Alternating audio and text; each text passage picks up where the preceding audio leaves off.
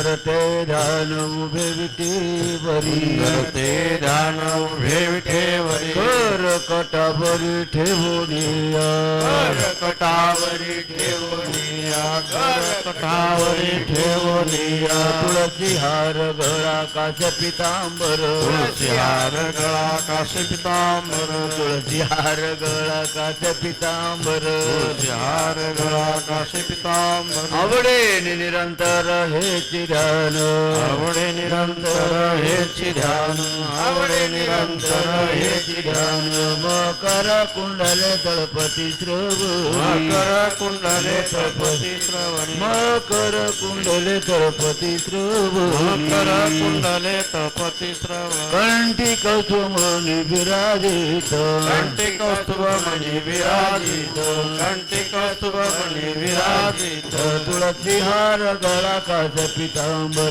तुळसी हार गळा काश पितांबर तुळसी हार गळा काश पितांबर तुळसी हार गळा काश पितांबर आवडे निरंतर हेची ध्यान आवडे निरंतर हेची ध्यान आवडे निरंतर हेची हे तुका म्हणे माझे येची सर्व तुका म्हणे माझेची सर्व तुका म्हणे माझे येची सर्व तुका म्हणे माझेची सर्व पाहिन श्रीमुख आवडीने पाहिन श्रीमुख आवडीन पाहिन श्रीमुख आवडीने तुका म्हणे माझे येची सर्व सुख तुका म्हणे माझेची सर्व तुका म्हणे माझे येची सर्व सुख तुका म्हणे माझेची सर्व पाहिन श्रीमुख आवडीने पाहिन श्रीमुख आवडीने पाहिन श्रीमुख आवडीने तुळसी हार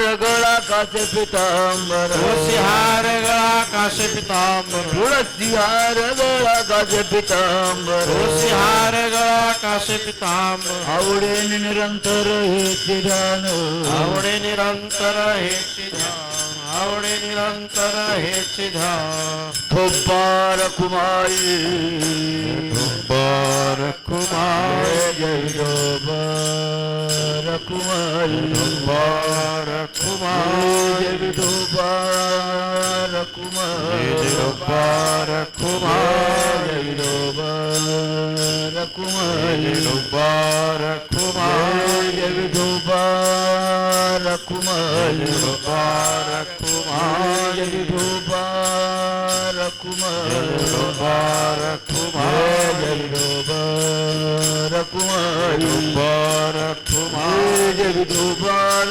कुमार बर कुमार जय विठोबार कुमार बर कुमार जय विठोबार कुमारी बर कुमार जय विठोबार बर कुमार कुमार बर कुमार बर जय विठोबार कुमार कुमार विठोबार कुमार कुमार विठोबार कुमारी बर कुमार विठोबार कुमारी विठोबार कुमारी जय विठोबार कुमार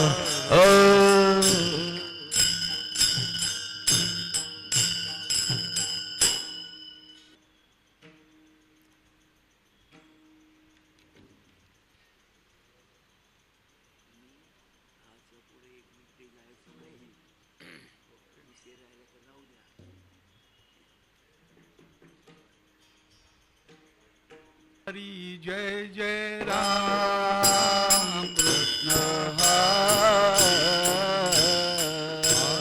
जय जय राम कृष्ण हरी हरी हरी जय जय राम कृष्ण हरी जय जय राम कृष्ण हरी हरी जय जय राम कृष्ण हरी जय जय राम कृष्ण हरी हरी हरी जय जय राम कृष्ण हरी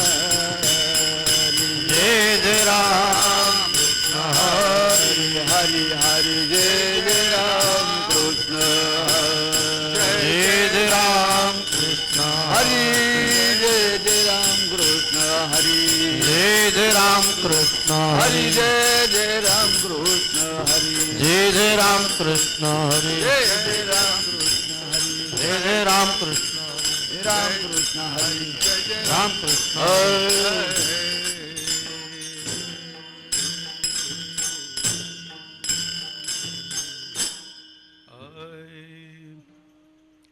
रूप पाहता लोचनी सुख झाले हो सारणी तुहा विठ्ठल बरवा तुहा माधव बरवा तुहा माधव बरवा तुहा माधव बरवा रूप पाहता लोचनी सुख झाले हो साजनी तुहा विठ्ठल बरवा तुहा माधव बरवा तुहा माधव बरवा तुहा माधव रूप पाहता लोचनी सुख झाले हो साजणी तुहा विठ्ठल बरवा तुहा माधव बरवा तुहा माधव बरवा तुहा माधव बरवा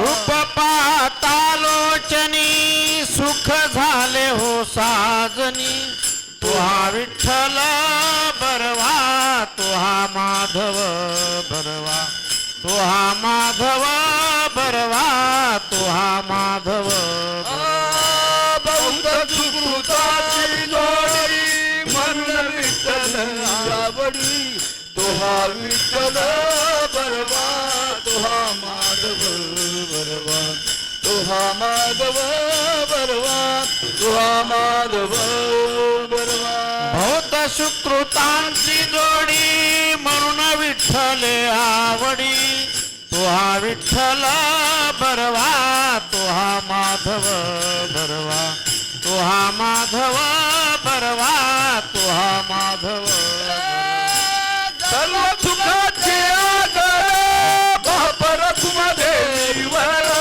सर्व सुखाचे आगर बाप रखुमा देवीवर सर्व सुखाचे आगर बापर कुमदेवर सर्व सुखाचे आगर बाप रखुमा देवीवर सर्व सुखाचे आगर बापर कुमदेवर तुहा विठ्ठल बरवा तुहा माधव बरवा तुहा माधव बरवा तुहा माधव बरवा सर्व सुखाचे आगर बाप रखुमा देवीवर तुहा विठ्ठल बरवा तुहा माधव बरवा तुहा माधव बरवा तुहा माधव बरवा जय जय राम कृष्ण हरी जय राम कृष्ण हरी जय राम कृष्ण हरी जय राम जय राम कृष्ण हरी जय राम कृष्ण जय राम कृष्ण हरी जय राम कृष्ण हरी राम कृष्ण हरी जय राम जय राम कृष्ण हरे जय राम कृष्ण हरे राम कृष्ण हरे जय राम जय राम हेची दान देगा देवा तुझा विसरण व्हावा. तुझा विसरण व्हावा तुझा विसरण व्हावा हेची दान देगा देवा तुझा विसरण व्हावा तुझा विसरण व्हावा तुझा विसरण व्हावा हेची दान देगा देवा तुझा विसरण व्हावा तुझा विसरण व्हावा तुझा विसरण व्हावा हेची दान देगा देवा तुझा विसरण व्हावा तुझा बाबा गुण गाईन आवडी हेची माझी सर्व जोडी हेची माझी सर्व जोडी हेची माझी सर्व जोडी गुण गायन आवडी हेची माझी सर्व जोडी हेची माझी सर्व जोडी हेची माझी सर्व जोडी न लगे मुक्ती धन संपदा संत संग देई सदा संत संग देई सदा संत संग देई सदा न लगे मुक्ती धन संपदा संत संग देई सदा संत संग देई सदा संत संग देई सदा गुण गायन आवडी हेची माझी सर्व जोडी हेची माझी सर्व जोडी हेची माझी सर्व जोडी गुण गायन आवडी हेची माझी सर्व जोडी हेची माझी सर्व जोडी हेची माझी सर्व जोडी तुका कामये गर्भवासी सुख घालावे आम्हासी सुख घालावे आम्हासी सुख घालावे आम्हा कामणे गर्भवासी सुखी घालावे आम्हा सुखी घालावे आम्हा सुखी घालावे आम्हाचे तुका मने गर्भवासी सुख घालावे आम्हासी सुख घालावे आम्हाची सुख घालावे आम्हा कामणे गर्भवासी सुखी घालावे आम्हा घालावे आम्हा सुखी घालावे गुण गायन आवडी गायन आवड गायन गुण आवडी गायन आवड गुण गायन आवडी हेची माझी सर्व जोडी हेची माझी सर्व जोडी हेची माझी सर्व जोडी गुण गायन आवडी हेची माझी सर्व जोडी हेची माझी सर्व जोडी हेची माझी सर्व जोडी खुपार खुमा जय डुब्बार खुमाय रकुमारी जय डुब्बार खुमाय विठोबार कुमार डुब्बार खुमाय विठोबार कुमार जय डुब्बार खुमाय ढोबार कुमार जय डुब्बार आज ढोबार कुमार जय डुब्बार ढोबार कुमार जय डुब्बार खुमाय जय ढोबार कुमार जय डुब्बार जय ढोबार कुमार जय ढोबा डुब्बार ढोबा ढोबा जय ढोबार कुमार ढोबार कुमार जय ढोबा जय ढोबा डुब्बार ढोबा ढोबा ढोबा ढोबा ढोबा ढोबा ढोबा ढोबा ढोबा ढोबा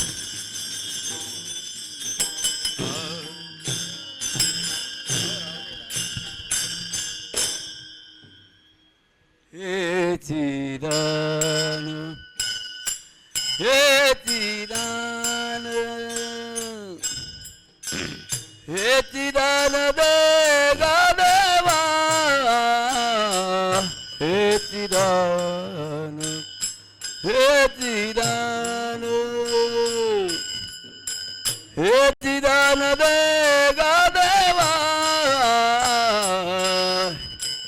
हे चिदान हे चिदान हे चिदान दे गा देवा हे चिदान हे चिदान हे चिदान दे गा देवा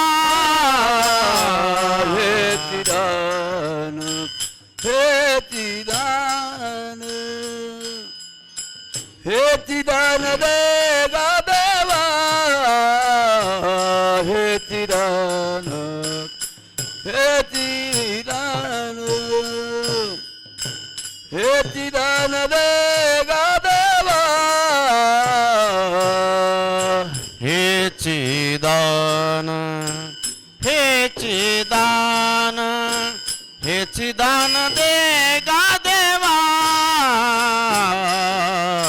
हे चिदान हे चिदान बक्षीदान दे गा देवा तुझा विचार नवावा तुझा विचार नवावा तुझा विसरण व्हावा गुण गाईन गुण गाईन गुण गाईन आवडी गुण गाईन गुण गाईन गुण गाईन आवडी हा विसरण भावा तुझा विसरण भावा गुण गाईन गुण गाईन गुण गाईन आवडी गुण गाईन गुण गाईन गुण गाईन आवडी माझी सर्व जोडी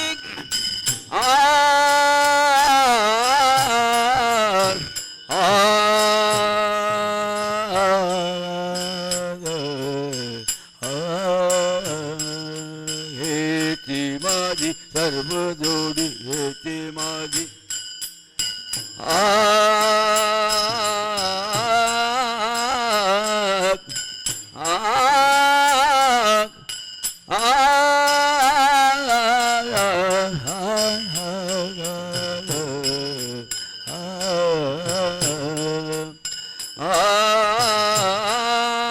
याची माझी सर्व जोडी याची माझी सर्व जोडी याची माझी याची माझी याची माझी याची माझी सर्व जोडी याची माझी सर्व जोडी गुण गाईन गुण गाईन गुण गाईन आवडी गुण गाईन गुण गाईन गुण गाईन आवडी हेची माझी सर्व जोडी हेची माझी सर्व आ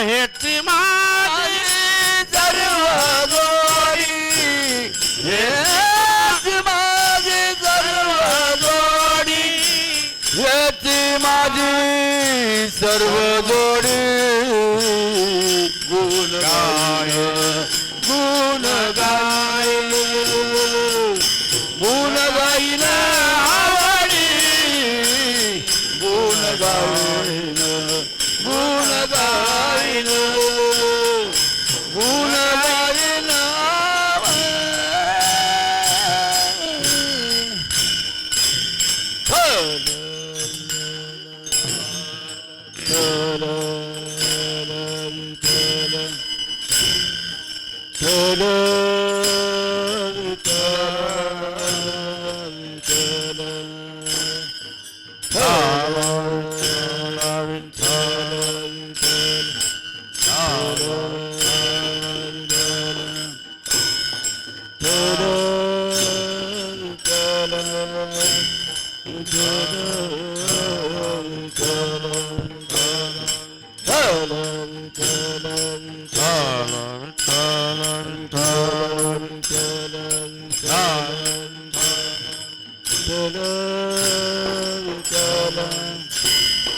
Hallelujah.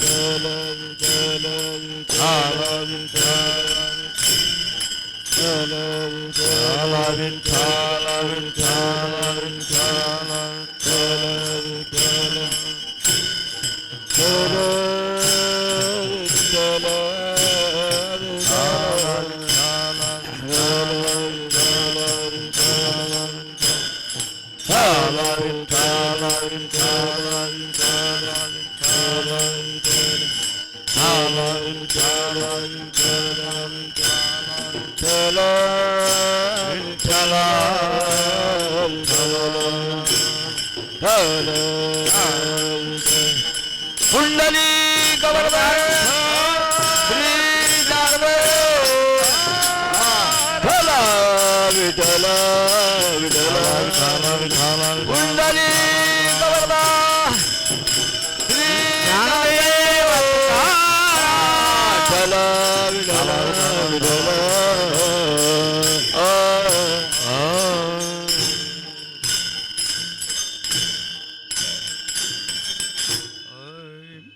हे चिदान देगा देवा, हे चिदान देगा देवा, तुझा विसर न व्हावा. गुण गायीन आवडी, हेची माझी सर्व जोडी. न लगे मुक्ती धन संपदा, संत संग देई सदा. गुण गायीन आवडी, हेची माझी सर्व जोडी. तुका म्हणे गर्भवासी, तुका म्हणे गर्भवासी, सुखे घालावे आम्हासी. गुण गायीन आवडी, हेची माझी सर्व जोडी.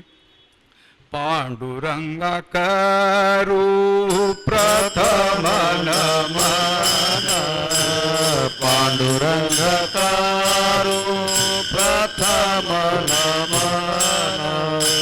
पांडुरंग करू प्रथम नमन. पांडुरंग करू प्रथम नमन. दुसरे चरण संताचिया, दुसरे चरण संतादिया, दुसरे चरण संतादिया, दुसरे चरण. त्यांच्या कृपादाने कथेचा विस्तारू. बाबाजी सद्गुरु दास तुका, हे बाबाजी सद्गुरु दास तुका. त्यांच्या कृपादाने कथेचा विस्तारू. बाबाजी सद्गुरु दास तुका, बाबाजी सद्गुरु दास तुका.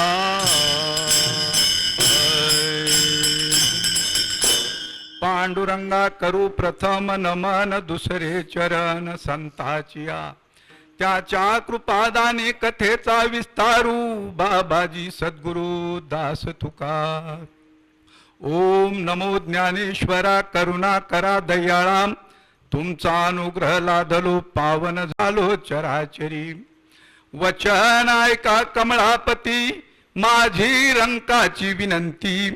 कर जोडी तो कथे काळी, आपण असावे जवळी. सेवे लागी सेवक झालो, तुमच्या लागलो निज चरणा. घेई घेई माझी सेवा, दीन दुर्बळाची देवा. आता वंदू, आता वंदू, आता वंदू, आता वंदू. आता वंदू श्रोते जन, भक्त ज्ञानी संत सज्जन. मस्तक हे पायावरी, या वारकरी संतांच्या. हेची दान देगा देवा, तुझा विसर न व्हावा. गुण गायीन आवडी, हेची माझी सर्व जोडी. विठ्ठल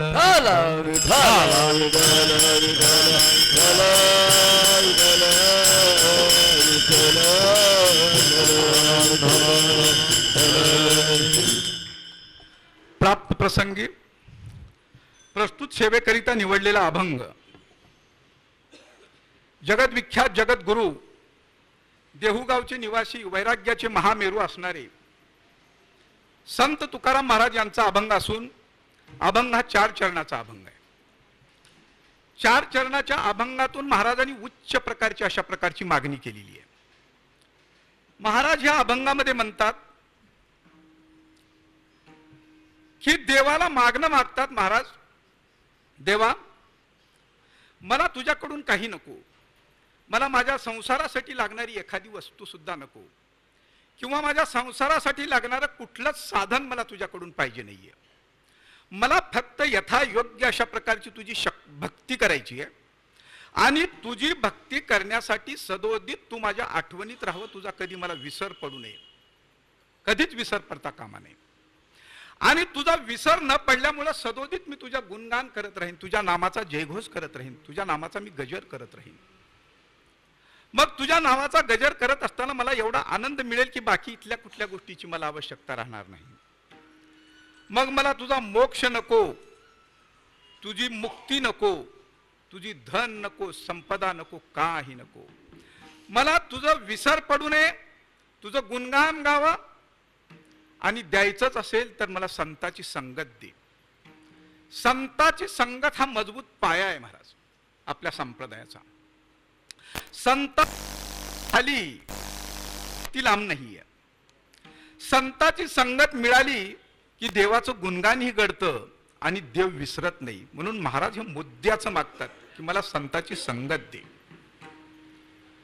आणि महाराज पुढे म्हणतात की गर्भवासाला बरेचसे लोक कंटाळतात, गर्भवास नको, कारण जन्ममरण नको. पण महाराज म्हणतात की जर या मृत्यू लोकामध्ये येऊन मला गर्भवासामध्ये जन्म घेऊन जर देवाचं भजन करायला मिळत असेल तर गर्भवासातला होणारा त्रास मी सहज सहन करीन असं महाराज म्हणतात. त्याच्यामुळं मला गर्भवासाला पुन्हा पुन्हा देवा घाल, कारण पुन्हा पुन्हा जर मी या मृत्यू लोकामध्ये पुन्हा पुन्हा जन्माला आलो तर पुन्हा पुन्हा माझ्याकडून भजन घडेल, तुझा विसर मला घडणार नाही आणि संताची संगत मिळेल. त्याच्यासाठी मी कधीही गर्भवासाला घाबरत नाही असं तुकाराम महाराज म्हणतात. विठ्ठल विठ्ठल विठ्ठल विठ्ठल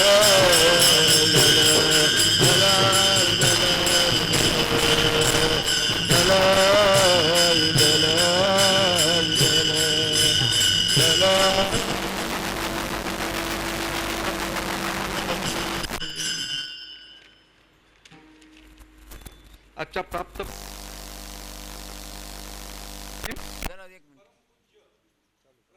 ब्रह्मीभूत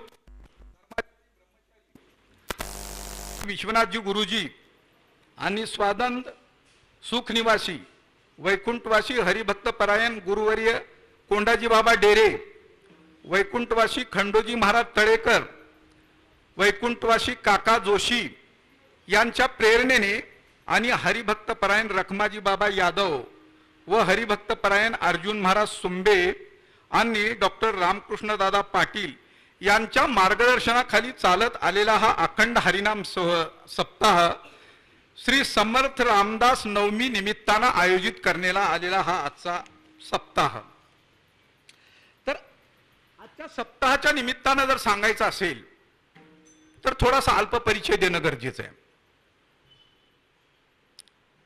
पहिल्यांदा तर मी असं म्हणेन की मला या ठिकाणी सेवा मिळाली हे मी माझं परम भाग्य समजतो, कारण पवित्र अशा प्रकारची पावन अशा प्रकारची भूमी आहे आणि अशा भूमीमध्ये सगळ्यांच्या समक्ष मला देवाचं गुणगान करण्याची या ठिकाणी संधी मिळाली, त्याच्याबद्दल मला सगळ्यात मोठा आनंद आहे. आणि या ठिकाणची सेवा घडण्याचं कारण म्हणजे काही दिवसापूर्वी मला असा पावडेबाबांचा फोन आला की म्हणजे असं असं मसूर आश्रमामध्ये आपल्याला सेवा करायची आहे आणि या ठिकाणी सेवा करायचं. मला बऱ्याच दिवसापूर्वी इथे एकदा भजनाला आलेलो होतो मी, बऱ्याच दिवसाखाली. त्यावेळी आपले लोखंडे महाराज होते आणि त्यांच्याबरोबर एकदा मी इथे आलेलो, त्याच्यानंतर मी इथे पुन्हा कधी आलेलो नाही. आणि इथे करायचं म्हटलं तर मला स्वतःला पण बरं वाटलं की जर आपण इथली सेवा घेऊया. पण प्रसंग असा आला की 21 की 20 ह्याच्यामध्ये 2 दिवस चालले. 21 तारीख गेला की 20 तारीख, 21 की 20 आणि शेवटी माझ्या वाट्याला 20 तारखेची आजची सेवा कन्फर्म झाली बाबा. आणि मग त्याच्यामुळं तुमच्या आणि आमच्या सेवेचा आज या ठिकाणी काय मिळेल किंवा तुमच्या दर्शनाचा मला या ठिकाणी काय लाभ मिळाला. तुमचं दर्शन, मला सगळ्यांचं दर्शन झालं आणि मला या ठिकाणी सेवा करण्याचा अत्याधिक म्हणजे अशा प्रकारचा आनंद होत आहे असंही मी या ठिकाणी नमूद करतो. विठ्ठल विठ्ठल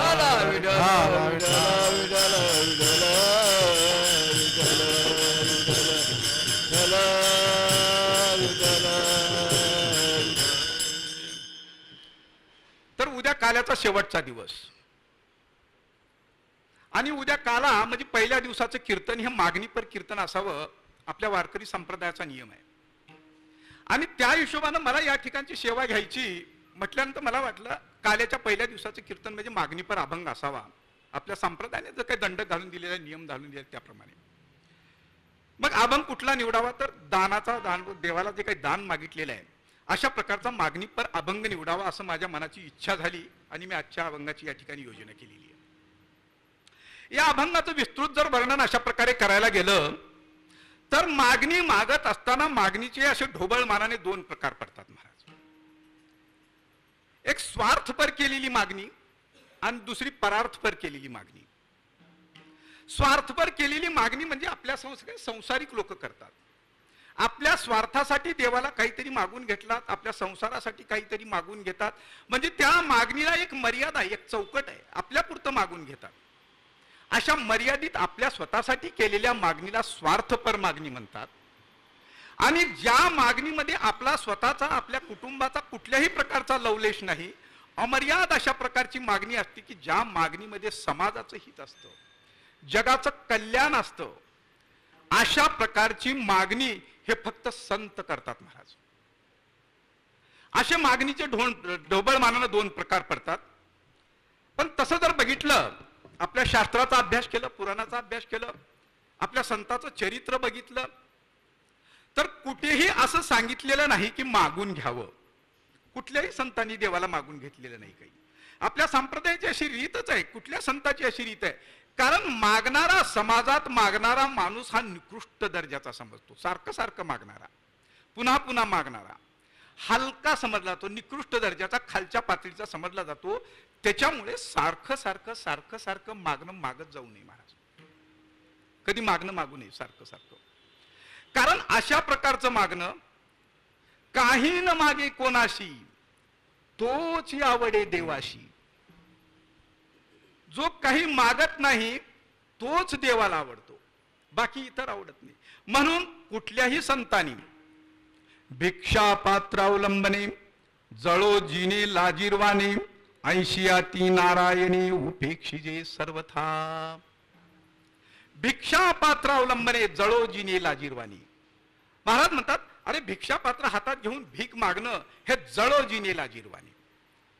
हे लाजीरवान जीवन आहे, त्याच्यासाठी कधी मागत बसू नये महाराज. तुकाराम महाराज सुद्धा म्हणतात हात पसरी जिने धिक्क त्याची. तुका म्हणे करी ब्रह्मांड ठेंगणे,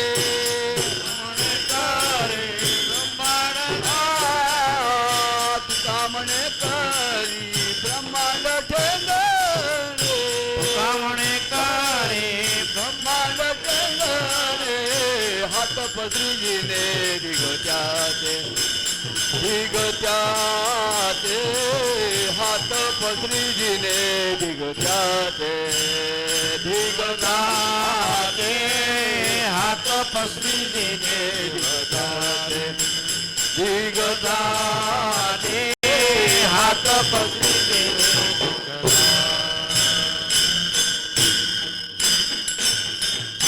हा तुकाराम महाराज म्हणतात अरे तुका म्हणे करू ब्रह्मांड ठेंगणे, हात पसरी जिने धिक्क त्याची. अशा प्रकारचा मागणारा माणूस हलका समजला जातो, कनिष्ठ समजला जातो. म्हणून कुठल्याही प्रकारचं सारखं सारखं मागत जाऊ नये महाराज. त्याच्यामुळे समाजात पण किंमत राहत नाही.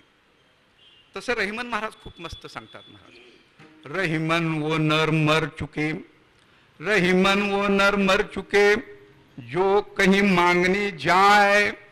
रहिमन वो नर मर चुके जो कहीं मांगने जाए, उनसे पहले वो मरे जिनके मुख से निकसन नाय. रहीमन म्हणे रहीमन वो नर मर चुके जो कहीं मांगने जाए, उनसे पहले वो मरे जिनके मुख से निकसन नाय. महाराज म्हणतात की मागणारा माणूस हा मेलेलाच असतो म्हणतात. रहिमन म्हणजे ओनर तो मेलेलाच असतो आणि पुढे सांगतात की ज्याच्याकडे तो देणारा आहे त्याच्याकडे सगळं आहे, देण्याची दानत आहे, पण तो कधी कुणाला देत नाही, तो मागणाऱ्याच्या पहिलं मेला म्हणतात महाराज.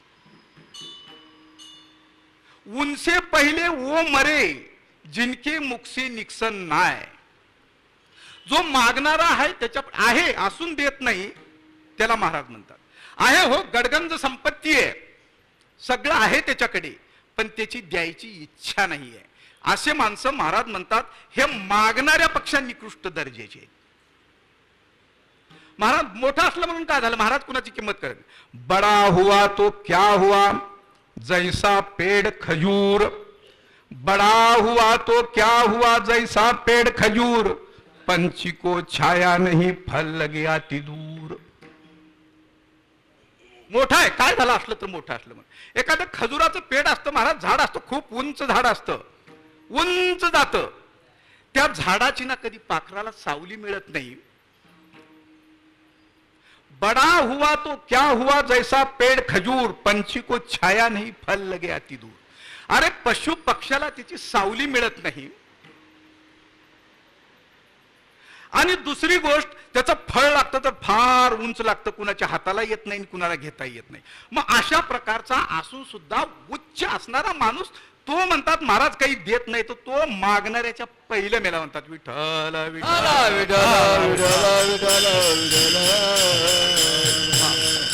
आणि आपल्या संतांची रीत बघितलं तर कधी संतांनी कधी काही मागितलं नाही महाराज.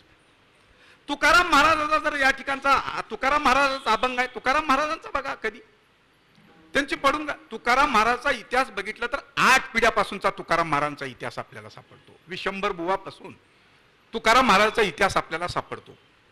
तर विशंभर बुवापासून मागच्या 8 पिढ्यापासून तुकाराम महाराजाच्या पिढीतल्या लोकांनी देवाला कुठेही काही मागितलंय स्वतःसाठी असा कुठेच उल्लेख नाही महाराज, माझ्या तर वाचनामध्ये आला नाही. आणि कुणाच्या आला असलं तर मला सांगावं, मला पण कळेल. कधीच कुठे काही मागितलं नाही. पण 8 पिढ्यापासून ते देवाची वारी करत होते, पण कधी काही मागितलं नाही. एकदा बोल्लोबा वारीला निघाले. बोल्लोबा जर तुकाराम महाराजांचे वडील बोल्लोबा महाराज जर वारीला आले, देवाच्या दर्शनासाठी गेले, तर देव बोल्लोबांना बघून खाली मान घालायची महाराज. देवाला असं वाटायचं की 8 पिढ्यापासून हे माझी भक्ती करतात, पण कधीच काही मागितलं नाही. देव म्हणायचा यांच्या भक्तीचं माझ्यावर किती ऋण झालंय, काहीतरी ह्यांनी मागावं असं त्या देवाना वाटायचं, पण हे कधी काही मागायचे नाहीत महाराज. देवाच्या चरणाचं दर्शन घ्यायचं, निघून जायचं. देव म्हणतो हे कधी काही मागतील. एकदा बोल्लोबा बुवावर कनकाई निघाली. कनकाईला सांगितलं देवाला काही मागू नको, कारण देवाला मागणं, देवाला कोड्यात घालणं या भक्ताला आवडत नाहीये. तिला सांगितलं काही मागू नको, म्हणजे मागणार नाहीये. पण दर्शनाला गेल्यानंतर बोल्लोबा महाराज गेले, देवाचं दर्शन घेतलं आणि पुढे निघून गेली. आणि कनकाई मागून दर्शनासाठी गेल्या. आणि नेमकं देवाला हेच पाहिजे होतं. बोल्लोबा महाराज 8 पिढ्यापासून कोणी माझ्या तावडीत सापडलं नाही, आज ही बाई आलेली आहे, म्हणजे सापडते का बघूया. आणि देवाने आवाज दिला महाराज. म्हणजे आई साहेब तुमचा चेहरा मला जरा पडल्यासारखा वाटतो, जरा तुम्ही मला दुःखी वाटताय. असं बोलल्याबरोबर आवाज कुणाच्या कनकाईच्या कानावर गेला आणि कनकाई म्हणते इकडे तिकडे बघतो तर बाजूला कोण नाही, कोणी मागितलं, कोण बोलला, हा शब्द आला कुठून. आणि कनकाईनं सांगितलं की हो म्हटले मी जरा दुःखी आहे, कारण माझी कूस अजून पवित्र झाली नाही, मला मुलबाळ काही नाहीये. आणि देवांचा आवाज आला. देवानी सांगितलं की तुला मूल होऊन जाईल, तथाच तू चल निघून जा.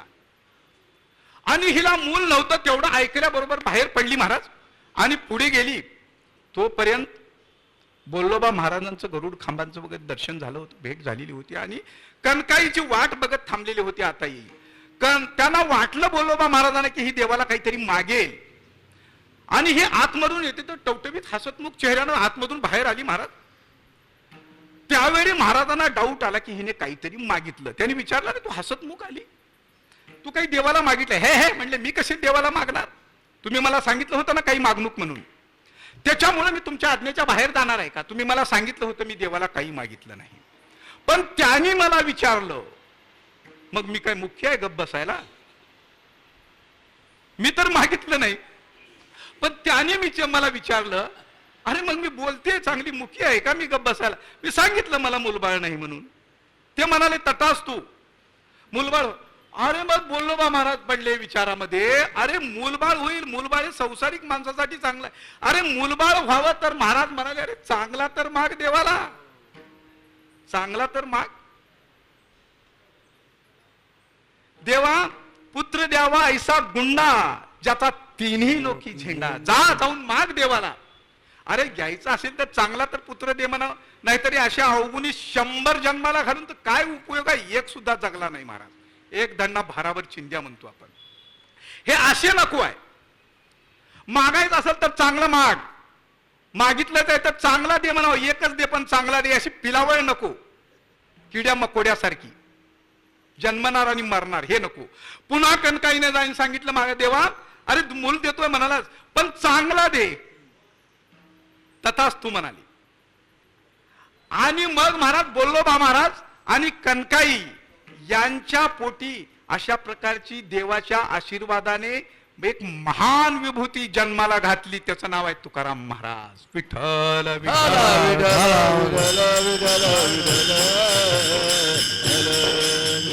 मग ह्या तुकाराम महाराजांनी मागितलं, बोललो बा महाराजच्या खानदानीत मागितलं, तुकाराम महाराज जन्माला आले.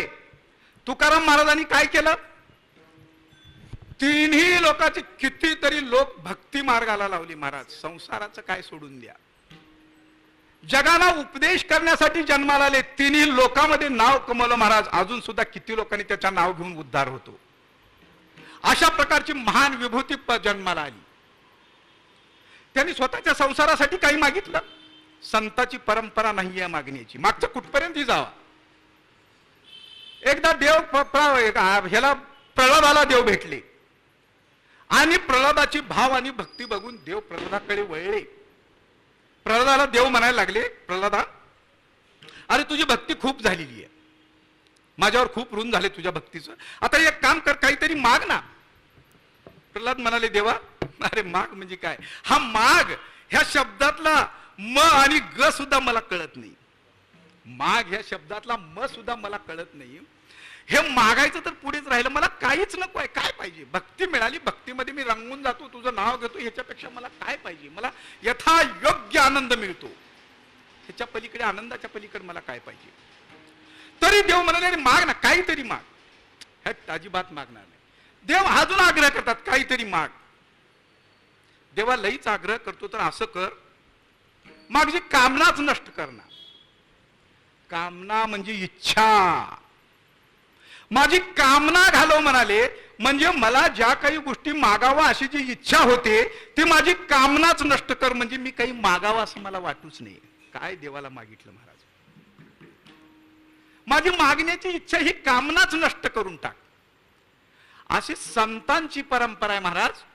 म्हणून संत कधी काही कुणाला मागत नाहीत, संतांची परंपरा. आता प्रश्न असा निर्माण होतो महाराज, थोडी विषयाला कलाटणी आहे. तुकाराम महाराज म्हणतात देवाला काही मागायचं नाही, हात पसरी जिने धिक्क त्याचे, मान्य आहे. त्याच तुकाराम महाराजाची जर गाथा काढली तर शेकडो अभंग असे सापडतील की ते मागणीपरचे अभंग आहेत. 100 ते 125 अभंग आपल्याला सापडतील की मागणीपर अभंग आहेत. मग तुकाराम महाराजच्या गाथ्यामध्ये मागणीपर अभंग आहेत, देवाला मागणी केलेली आहे. आणि इकडून महाराज सांगतात की देवाला काही मागायचं नाही. हा विरोधाभास का, हा विरोधाभास का? ह्याचं उत्तर असं आहे महाराज, हा जो विरोधाभास आपल्याला दिसतो ह्याचं उत्तर असं आहे की तुकाराम महाराज म्हणतात देवाला काही मागायचं नाही. महाराज म्हणतात काही मागणे आम्हा अनुचित, वडिलांची रीत जाणतसे. काही ह्या शब्दामध्ये दम आहे बरं का महाराज. काही हा शब्द, काही तर मला विषयालाही वाढवायचं नाहीये.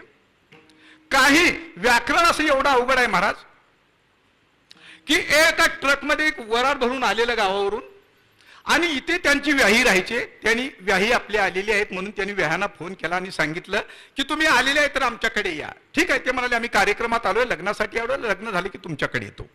लग्न लागलं 2 तासाच्या नंतर त्यांचा फोन आला आम्ही तुमच्याकडे येतोय. हा तुम्हीच या असं सांगितलं त्यांनी. तुम्हीच या. पहिलं सांगितलं तुम्ही या, नंतर म्हणाले तुम्हीच या. फक्त च लावलं. च लावल्यामुळे ट्रकभर वराड गेलं ना महाराज. तुम्हीच म्हणल्यावर ह्याला एकटंच जावं लागेल. त्यांनी काय केलं, फक्त च लावलं. जी भाषा कळते.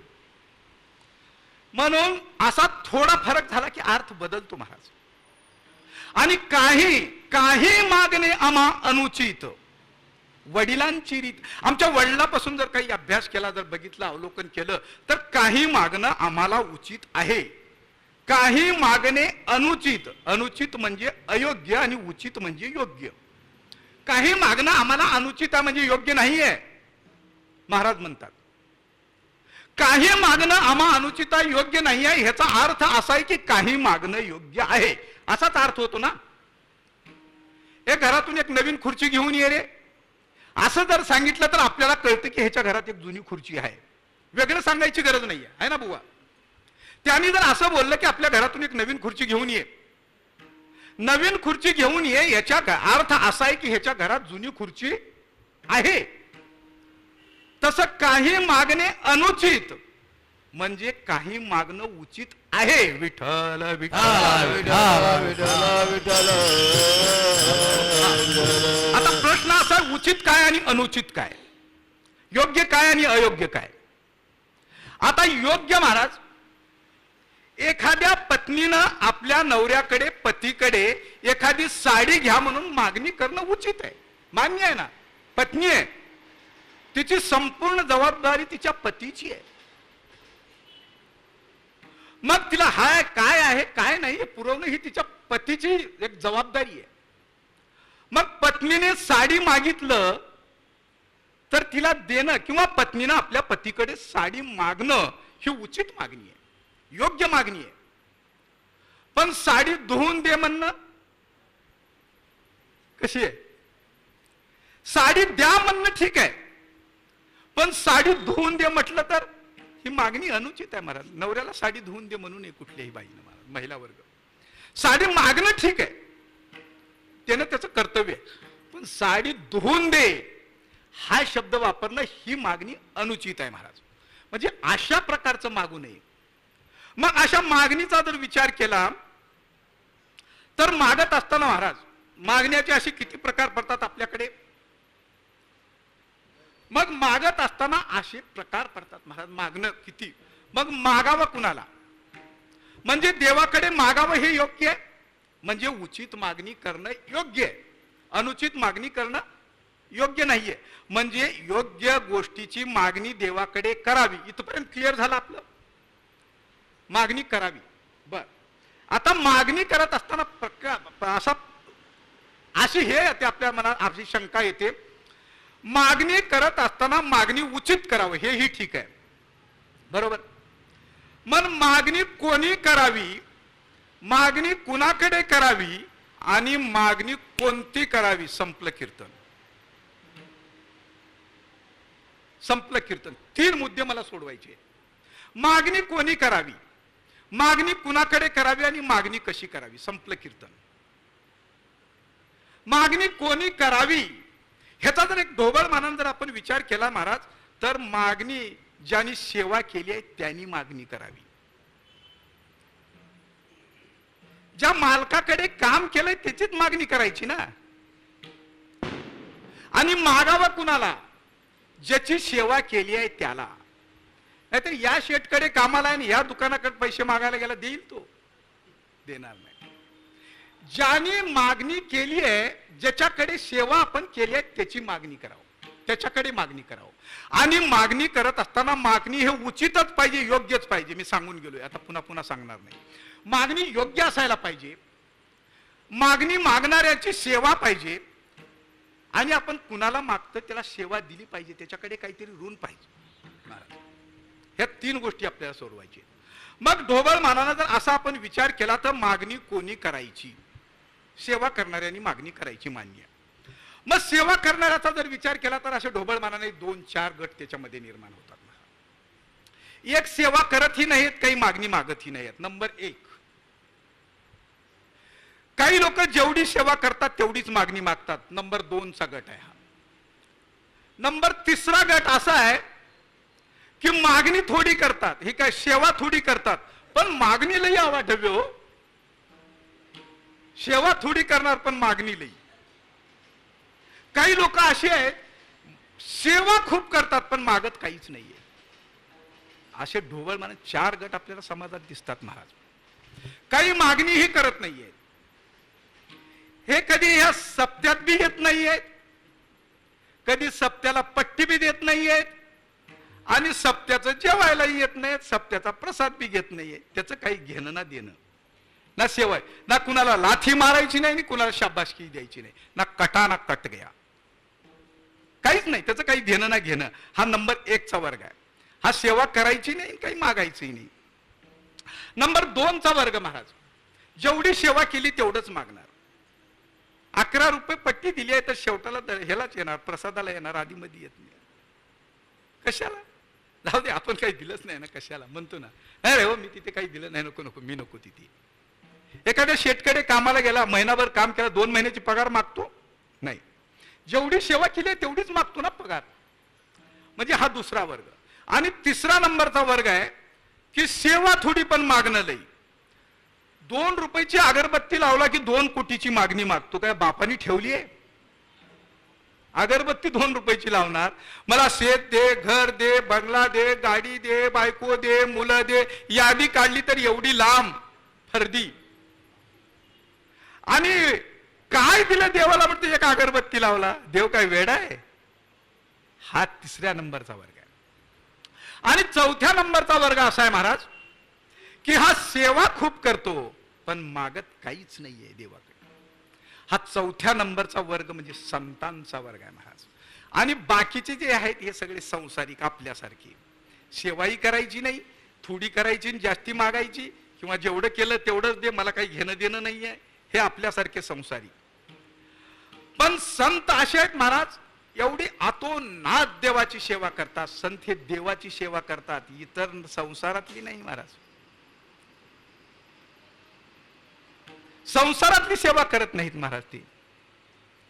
ते भक्तीची, देवाची भक्ती करतात आणि देवाची भक्ती करून देवाला मागून घेतात. हा एक वर्ग आहे. संताला भक्ती करतात हे, आणि भक्ती करतात, भक्ती करून करून करून करून करून देवाला मागून घेतात महाराज. बर, मग देवाला मागतात तर ही संत कसे? बर, आता प्रश्न असा आहे, संतांना कुठल्या गोष्टीची गरजही नाहीये, मग संत मागतात का? असं वाटतं ना. त्यांना काय करायचे म्हणतात ना लोक, त्यांना काय करायचे? त्यांना हे करायचे महाराज, कारण जगाच्या कल्याणा संताच्या विभूती, देह कष्टविती परोपकारी, बुडती हे जन न देखवे डोळा, येतो कळवळा म्हणून या, 80 कळवळ्याची जाती, करी लाभाविन प्रीती. हे अशी एक संतांची जात आहे. आणि हे सगळं जग हे दुःख भोगतंय, हे त्यांना आवडत नाही, म्हणून हे सगळं समाजासाठी, ह्या सगळ्या समाजाच्या कल्याणासाठी ते मागणी करतात महाराज. बाकी इतर गोष्टीसाठी ते मागणी करत नाहीत. बर, आता मागणी कोणाकडे करायची हा प्रश्न उरला. मागणी संतांनी करायची. आपल्या संसाराचं सोडा, संसारिक मागणारी. आता मागणी कुणाकडे करायची? मागणी तर करायची, पण मागणी कुणाकडे करायची? मागणी करण्याच्या पण काही अटी आहेत महाराज, मागणाऱ्याच्या पण काही अटी आहेत. अशा जर अटी नसत्या तर कोणी काही मागत सुटलं असतं महाराज. आपण म्हणतो ना काही मागायचं नाही हो, त्याचा माझा काही संबंध नाही, मी त्याला कधी काही दिलंच नाही, तर कधी मी त्याला काही दिलंच नाहीये. दिदल्याविन प्राप्त गुजेविन येत कोण सांगे. काही दिलंच नाही म्हणतो ना आपण, त्याला मागून बघ ना, त्याच्याकडे आहेत पैसे, आले आहेत काल परवा. नाही हो, त्याचा माझा काही संबंध नाही हो, मी त्याला काही दिलं नाही, कधी काही नाही, कशाला मागणार त्याला? म्हणजे कोणी उठकी सुट कुणाला मागू शकत नाही महाराज. मग मागावं कुणाकडे? ज्याच्याकडे आहे त्याच्याकडे. ज्याच्याकडे आहे त्याच्याचकडे ना. तर मला कुणी ₹1,00,000 मागितलं तर कुठले देणार? माझ्याकडे नाहीच आहेत. म्हणजे मागण्यासाठी त्याच्याकडे असावं लागतं. तो समर्थ असला पाहिजे, ऐश्वर्यवान असला पाहिजे, त्याच्याकडे असलं पाहिजे तर मागावं. अरे त्याच्याकडेच काही नाही आणि त्याला मागायला गेला तर तो का देणार आहे? उघड्याजवळ नागडं गेलं आणि रात्रभर हिवानी मेलं. त्यालाही थंडी आणि ह्यालाही थंडी. ह्याच्याकडे शर्ट नव्हता, त्याच्याकडे चड्डी नव्हती. हे असे दोघं भेटले तर काय होणार आहे? त्याच्यासाठी ज्याला मागायचंय त्याच्याकडे असलं पाहिजे, तो देण्यासाठी समर्थ असला पाहिजे. ठीक आहे, समर्थ आहे, त्याच्याकडे आहे म्हणून आपण मागायला गेलं तर त्याची द्यायची इच्छा नाही महाराज. आहे त्याच्याकडे पण त्याची वृत्ती दानी नाहीये. कुणाला द्यावं असं त्याच्या अंतःकरणात चुकून सुद्धा कधी विषय येत नाही महाराज. द्यावं, तो अंतःकरणानं उदार नाहीये. म्हणून देण्यासाठी अंतःकरण उदार लागतं, दाता लागतो, दानी लागतो, त्याची देण्याची नियत लागते. आणि नंबर 3, देणाऱ्याकडे स्वतंत्रता पाहिजे, स्वतंत्रता. आणि नंबर 4, देणाऱ्याने कधी भेदभाव करू नये, भेदभाव करू नये. मग असा असणार कोण? मागायचं कुणाकडे? सामर्थ्यवानाकडे मागायचं, समर्थाकडे मागायचं, की ज्याच्याकडे आहे त्याच्याकडे मागायचं. दुसरी गोष्ट अंतःकरणानं उदार पाहिजे, देण्याची दानत पाहिजे. तिसरी गोष्ट समर्थ पाहिजे, ही स्वतंत्र पाहिजे, उगाही कुणाला मागू नये. बर, आता विषय असा आहे महाराज की तो समर्थ पाहिजे.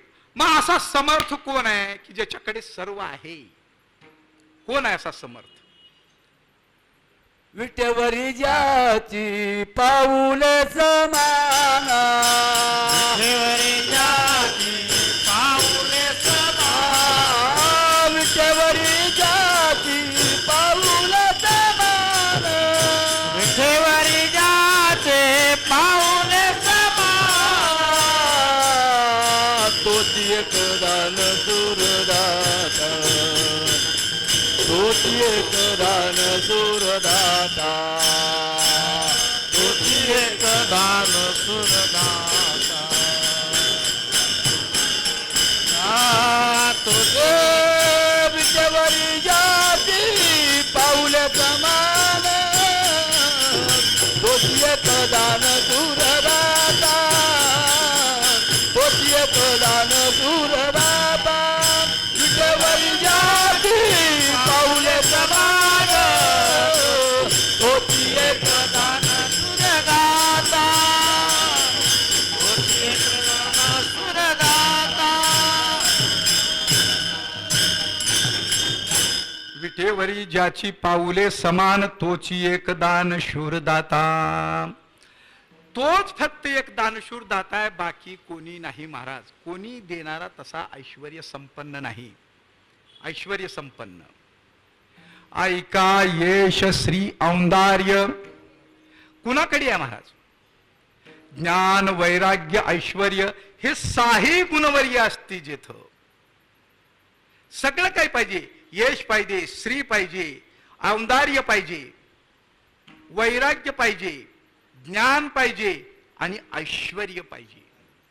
असा समर्थ फक्त एक देव आहे महाराज. आणि त्याच्याकडे मागणी करावं. दुसरी गोष्ट, देण्यासाठी उदार पाहिजे, अंतःकरण उदारांचं पाहिजे. उदार तू हरी, 80 कीर्ती चराचरी, अनंत हे थोरी, गरजता ती पुराणी. उदार तू हरी, 80 कीर्ती चराचरी, अनंत हे थोरी, गरजता ती पुराणी. असा उदार कोण आहे? उदार तू हरी. देवाशिवाय कोणी उदार नाहीये महाराज. हे सामर्थ्यवान समर्थ कोण आहे देण्यासाठी? तर एक देव आहे. दुसरी गोष्ट लागते काय? उदारता लागते देण्यासाठी. ही उदारता कुणाकडे आहे? देवाकडे. उदार तू हरी, 80 कीर्ती चराचरी. ह्या सगळ्या चराचरामध्ये तू उदार आहेस म्हणून तुझी कीर्ती पसरलेली आहे देवा. असा तू उदार आहेस. आणि नंबर 3, त्याच्याकडे स्वातंत्र्य पाहिजे, स्वातंत्र्य पाहिजे. सत्याची पट्टी मागायला गेलं त्याच्याकडे आहे, पण देण्याची इच्छा नाहीये. समजा असं धरून चला त्याच्याकडे आहेही आणि देण्याची इच्छाही आहे. तो काय म्हणतो माहितीये, द्यायचंय हो, मला द्यायचंय, माझी खूप हौस आहे द्यायची, पण बायको माहेरला गेली आहे, ते आल्यावर बघू. ह्याला द्यायचंय, ह्याच्याकडे आहे, पण स्वातंत्र्य नाहीये. बायकोला विचारून देणार, बायको इथे नाहीये, बायको माहेरला गेली आहे. बायको माहेरहून येणार तेव्हा बायकोला विचारून देणार, म्हणजे हा परतंत्र आहे. मग अशा परतंत्री माणसाकडे काही मागू नये. काय मिळणार आहे ह्या परतंत्र्याकडे? आपल्याला काही मिळू शकत नाही. मग असा स्वतंत्रता असणारा कोण आहे? असा औंदार्यवान स्वतंत्र. तुझे औंदार्य जाणू स्वतंत्र, देतान मनसी पात्रा पात्र, जे कैवल्याशे पवित्र वैर्याही दिले. तुझे औंदार्य जाणो स्वतंत्र, देतान मनसी पात्रा पात्र. तुझे औंदार्य जाणो स्वतंत्र. औंदार्य म्हणजे देण्याची नियत. बाकीच्या गोष्टी, औंदार्य शब्द हा अमर्याद वापरला जातो. अमर्याद देतो त्या ठिकाणी औंदार्य शब्द वापरला जातो. तुझे औंदार्य अमर्याद. आपण एखादी कंपनी म्हणतोय लिमिटेड, ही मर्यादित आहे, पण अनलिमिटेड, अमर्याद, त्याला मर्यादा नाही महाराज, त्याला औंदार्य म्हटलं जातं. ही औंदार्य अनलिमिटेड देण्याची इच्छा फक्त देवाकडे आहे, ही उदारता फक्त देवाकडे आहे. म्हणून तुझे औंदार्य जाणव स्वतंत्र, देतान मनसी पात्रा पात्र, जे कैवल्य ऐशे पवित्र वैर्याही दिदले. महाराज म्हणतात तू कसा आहेस, तुझं औंदार्य हे स्वतंत्र आहे, आणि देतान मनसी पात्रा पात्र, तू देताना याला द्यायचा आणि त्याला द्यायचा असं देवा तू म्हणत नाहीयेस. तू काय म्हणतोस, अरे जे तुझ्या भक्ताला दिलं तेच तू तुझ्या वैर्याला सुद्धा देतो रे. तू शिशुपालाला मारला, तुला शेकडो शिव्या घातल्या, त्यालाही तू मुक्ती दिली, मोक्ष दिला. अरे पुतना तुला मारायला आलेली, तिला मारलास पण तिलाही मोक्ष दिलास. कैवल्य ऐशे पवित्र वैर्याही दिले, म्हणजे तुझ्याकडे देण्यामध्ये भेद नाहीये. आणि नंबर 3, तुझ्याकडे स्वतंत्रता आहे. म्हणजे देण्यासाठी ज्या गोष्टी लागतात त्या सगळ्या गोष्टी देवाकडे आहेत, बाकी संसारामध्ये कुणाकडे नाही आहेत. म्हणून मागायचं असेल तर देवाला मागावं. एक समर्थ देव आहे, नंबर 2 उदार देव आहे, नंबर 3 स्वतंत्र देव आहे, आणि देव देते वेळी भेदाभेद करत नाही. म्हणून मागायचं असेल तर देवाला मागावं. विठ्ठल विठ्ठल विठ्ठल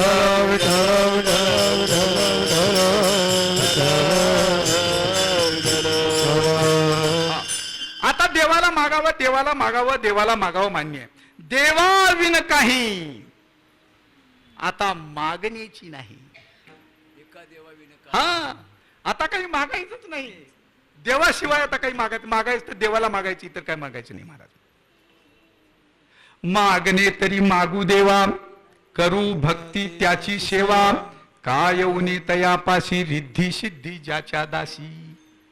हा, मागणे ते मागू देवा, करू भक्ती त्याची सेवा, काय उने तयापाशी रिद्धी सिद्धी त्याच्या दासी. मागायचं असेल तर देवाला मागावं, त्याच्याकडे खूप आहे. अरे रिद्धी सिद्धी ज्याच्या पायाची लोळण घेतात, काय उने तयापाशी, त्याला काही गुण नाहीये महाराज. म्हणून मागायचं असेल तर देवाकडे, पण देवाकडे मागावं, देवाकडे मागावं, देवाकडे मागावं मान्य आहे महाराज, मला मान्य आहे. आपण सगळी गावची मंडळी आहे ना, का सगळी इथली आहेत? मी गावचा आहे म्हणून म्हणतो, माझी भाषा कळते ना. माझा मुलगा लहान होता, 2-3 वर्षाचा असेल, मी गावाला गेलेलो, आणि काय तो शेतावरून घरी येत होता, काय माहिती नाही, त्याला ताप आली थोडीशी. मग घरी आलो, जास्त झालं. माझी आई पण म्हणाली, अरे ते आपण शेतावरून येत होतो ना, तिथे आतमध्ये म्हसोबा आहे, आणि त्या म्हसोबापासून लेकरू तिथून चालत आलं, अंधार पडला होता, रात्रीची वेळ झालेली होती, आणि नक्की तो म्हसोबा तुझ्या मुलाला लागला असेल, आणि म्हणून त्याला ताप आली. हे खरी गोष्ट आहे बाबा, मी खोटं नाही सांगत, खरी गोष्ट आहे. माझ्या आईने त्यावेळेला परत ह्याला द्यायचं काय, माझ्या बायकोला तर काही माहिती नाही. मग डॉक्टर काय न्यायचं नाही, मसोबा लागलाय त्याला. ठीक आहे, काय करायचं, काय नाही म्हणले, सोपं आहे. आम्ही म्हणलं काय काही फार मोठं काही नाही म्हणले. आरत कच्ची भाकर भाजायची, ती काही पूर्ण भाजलेली असावं असं नाही, कसला तरी भात असायचा आणि त्याच्यावर काहीतरी ठेवायचं, काही ठेवा आणि असं ठेवायचं. आणि माझ्या वडिलाला सांगितलं हे नेऊन त्या वड्यामध्ये सोडायचं, गावाला त्या वड्यामध्ये सोडायचं, त्या ओढ्यामध्ये. अरे माझे वडिलाला आईने त्यावेळेला पाठवलं, माझे वडील गेले त्या वड्याच्या धारात सोडलं आणि वडील येत्या वेळी कुठे भिली काय माहिती नाही महाराज. वडील आल्यानंतर 8 दिवस आजारी पडले महाराज. तर मला सांगायचं हे आहे की कुठला तरी म्हसोबा, कुठला तरी देव, देवाला काही लागणार, त्यालाच खायला काही नाही, कुणाच्या तरी लेकराला धरतो झडपतो त्याला. हेंदरी हेंदरी देवते पूजी भूते, कोणती पूजी भूती घे, आपुल्या पोटाची रडते, आपुल्या पोटाची रडते. शिते अवदान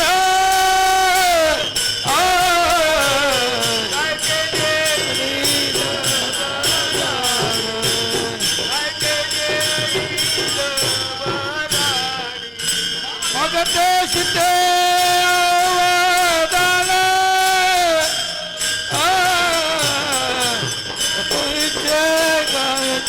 पिढी आणि काही शेंदरी येंदरी दैवत, शेंदरी येंदरी दैवत, दैवत शेंदरी येंदरी दैवत. कोण पूजी भूत घेते, कोणती पूजी भूत घेते, कोणती पूजी भूत घेते, कोणती पूजे भूते. ए आपल्या पोटाची रडते, आपल्या पोटाची रडते, आपल्या पोटाची रडते, आपल्या पोटाची मागती शिते बदान, मागती शिते बदान, मागते शिते अनुदान, मागते शिते अनुदान, मागते शिते अनुदान, मागते शिते अनुदान. कोण कुसे भूते त्याशी. अशा देवाला भक्ती करून काय मिळणार आहे महाराज, काही मिळत नाही, त्यालाच खायला काही मिळत नाही. तो असं कोणतरी खातो तरी काय, आरत कच्ची भाकर, त्याला ते पाठून पुढून ना धड भाजलेली नव्हती, काहीतरी त्याच्यावर ठेवलेलं आणि ते रात्रीच्या वेळेला फेकून दिलेलं, तिथले घेऊन ते देव खात. तो आपल्याला काय देणार आहे, काय देणार आहे. कुणाच्या तरी मुलाला धरायचं, झडपायचं आणि त्याचं खायचं, असला देव करतो. असल्या देवाला पुंजून काही मिळतं. बर, मग जायचं कुठल्या देवाकडे गेलं तर तो घ्यायला बसलेला आहे, द्यायला नाही महाराज. घ्यायला बसलेला आहे, द्यायला नाही. आलं की टाका पाहिलीत, टाका पाहिलीत, देणार काय माहिती नाही, पण टाका पाहिलीत, पाहिलीत तर टाकायचंच. येताना तुमचे केस सुद्धा काढून घेतो महाराज, केस सुद्धा काढून घेतो. पुरा टकलं करून यावं लागतं, तिथून केस सुद्धा ठेवत नाही डोक्याला. देतो काय माहिती नाही, पण घेतो, पायलीने घेतो, केस सुद्धा काढून घेतो. मग असा देव काही देणार आहे? असा देणारा देव फक्त एक पंढरीचा पांडुरंग आहे महाराज विठ्ठल. कारण देतो कोण, जो सुखरूप आहे. कारण ज्याच्यापासून सुख आपल्याला कधी मिळतं. ऐसा सुखरूप दुजा कोणी सांगा, माझ्या पांडुरंगा सारिखा. सुखरूप ऐसा, हा, सुखरूप ऐसा दुजा कोणी सांगा, माझ्या पांडुरंगा सारिखा. माझ्या पांडुरंगासारखं का, कारण सुख त्याच्यापासून मिळतं ज्याच्याकडे सुख आहे. मग असा सुखरूप कोण आहे, एक पांडुरंग आहे. आपण जे आपल्याकडे आहे तेच देतो ना. आपल्याकडे सुख नाहीच आहे तर आपण दुसऱ्याला सुख का देणार? असा सुखरूप सुख देणारा फक्त एक पांडुरंगाने सुख मागायचं असेल तर त्याच्याकडे मागावं, बाकी इतरांकडे नाही महाराज, बाकी इतरांकडे नाही. कारण महाराज सर्व सुखाची आगर बाप रखुमा देवीवर, सर्व सुखाचे आगर जनी म्हणे शारंगधर, सर्व सुखाचे आगर म्हणे नरहरी सोनार, सर्व सुखाचे आगर तो हा उभा विठेवर. सगळे सुखाचे आगर जो विटेवर उभा आहे तो आहे महाराज. जो विटेवरी ज्याची पाऊले समान तोची एक दानशूर दाता, बाकी इतर कुठलाच देव नाही. म्हणून मागायचं असेल तर त्या पांडुरंगाकडे मागावं महाराज, देवाकडे मागावं, बाकी इतरांना मागून उपयोग नाही. बर मग आता झालं मागावं कुणा, मागावं कुणाला. आता मागावं काय हा मुद्दा बरं का तिसरा. काय मागावं? काही काही जणाला मागता पण येत नाही. मागायची संधी मिळते पण मागता येत नाही. असा जर विचार आपण केला तर ह्याचे असे समाजामध्ये 2-4 गटाचे लोक आपल्याला दिसतात. एकाला काही मागताच येत नाही, त्याला मूर्खाची मागणी म्हणायचं. काही मागता येत नाही, संधी मिळाली तरी मागता येत नाही, ही मूर्खाची मागणी झाली. एकाला संधी मिळते पण काय मागावं, अतिशहाणे असतात काही काही महाराज, अतिशहाणे असतात, काहीतरी भलतच मागून घेतात. आणि काही काही मागणारे चतुर असतात, खूप चतुर असतात महाराज. समोरच्या माणसाला असं उलझन मध्ये टाकणार, काहीतरी काढून घेऊन निघून जाणार, खूप चतुर. आणि काही मागणी असे असतात, खूप शहाणे लोक असतात महाराज. म्हणजे एक मूर्खाची मागणी, एक अतिशहाण्याची मागणी, आणि एक चतुराची मागणी, आणि एक शहाण्याची मागणी. बर का, अतिशहाणा नाही म्हणत मी, एक शहाण्याची मागणी. मूर्खाची मागणी कशी असते? एखाद्या शेतकऱ्याला राजा प्रसन्न झाला, राजा विचारलं मी तुझ्यावर प्रसन्न आहे, माग काय मागतोस ते. त्यांनी राजाला सांगितलं मला तंबाखू खायची इच्छा झाली, माझ्याकडे चुना नाही, चुना द्या ना मला जरा. राजा प्रसन्न झाला. अरे राजा म्हणजे सार्वभौम राजा, काय पाहिजे ते मागणं द्यायला तयार आहे. ह्याला तंबाखू खायची इच्छा झाली होती, राजाला काय मागितलं? चुना मागितला महाराज, चुना. तंबाखू बरोबर खायला, मळून खायला. ह्याने चुना मागितला, सगळ्या ह्याच्या संसाराला चुना लागला महाराज. नाहीतरी त्याने ह्याला मोहरा दिल्या असत्या मागितल्या तर. जेथे जावे तेथे कपाळ सरीसे, कपाळ सरीसे. काय मागणार आहेस मला? हे मूर्खाची मागणी. हा काही मागू शकत नाही. दुसरी मागणी आहे अतिशहाण्याची. ऐसा सोचने जाएगा तो अतिशहाना और मूर्ख दोनों में कोई ज्यादा फर्क नहीं होता है, दोनों किसी का नहीं सुनते हैं. मूर्ख और अतिशहाना दोनों किसी का नहीं सुनते हैं. अतिशहाण्याला वाटतं माझ्यापेक्षा हुशार कोण नाही म्हणून तो कुणाचं ऐकत नाही, आणि मूर्खाला काही कळत नाही म्हणून तो कुणाचं ऐकत नाही. हे दोघेही कुणाचं ऐकत नाहीये. एखाद्या अतिशहाण्याला महादेव प्रसन्न झाला आणि देवाने सांगितलं माग काय मागायचे. अरे म्हणलं चांगली संधी मिळाली, गोंधळून गेला. अरे देवानी मला मागायला सांगितलंय, देव प्रसन्न झाला, देव प्रसन्न. काय मागायचं काय मागायचं काय मागायचं काही कळलंच नाही महाराज. देवाला सांगितलं, पटकन मागितलं देवा, अरे मी ज्याला हात लावेल ते सोनं व्हावं. भोळा महादेव तथास्तु म्हणाला. तोही काही विचार करणारा नाही, तो भोळा महादेव. त्यांनी काही विचार केला नाही ह्याच्या हिताचा आहे का हिताचा आहे. आणि हा तर अतिशहाणा होता, हा देवाचं बी ऐकणारा नव्हता. हे अतिशहाणी कुणाचं ऐकत नाहीत महाराज. त्याला दीड शहाणी म्हणतो आपण कधी कधी. आणि देवानं तथास्तु म्हटल्याबरोबर झाला ना महाराज वर प्राप्त. आनंदाने घरी आला महाराज. घरी येतोय, दरवाजाला चौकटीला हात लावला, घर सोन्याचं झालं ना महाराज. आतमध्ये आला, बायकोला ओरडून सांगतो काय म्हणजे इकडे ये बाहेर ये मी बघा आलोय. अहो म्हणजे काय आलं. बायको अगं इकडे ये. अहो काय सांगा तरी. बोलता बायकोला हात लावला, बायको सोन्याची झाली की महाराज. मुलाचं सोनं झालं. एक मुलगा होता महाराज, त्याला हात लावला, मुलाचं सोनं झालं. अरे जेवायला ताट काढलं, ते ताट सोन्याचं झालं. घास मोडला, तो घास सोन्याचा झाला महाराज. खाता येईना, जेवता येईना, उपासमारीनं मेलं. विठ्ठल विठ्ठल विठ्ठल.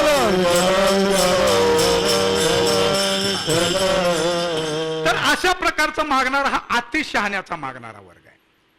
आणि नंबर 3रा वर्ग आहे हा चतुरांचा वर्ग महाराज. हे लोक खूप हुशार असतात मागण्यामध्ये, चतुर, देवाकडून बरोबर मागणी मागून घेतात महाराज. अशा प्रकारची मागणी सती सावित्रीने मागितली होती महाराज देवाकडे. सती सावित्रीने मागितली होती. सती सावित्रीने अशा प्रकारची मागणी देवाकडे मागितली होती. खूप चतुरपणाची मागणी महाराज. सावित्रीने देवाला असं सांगितलं, देवा तू प्रसन्न झालाय, तुझी देण्याची इच्छा आहे तर मला दे म्हणाली. तर तिने देवाकडे काय मागितलं बघा.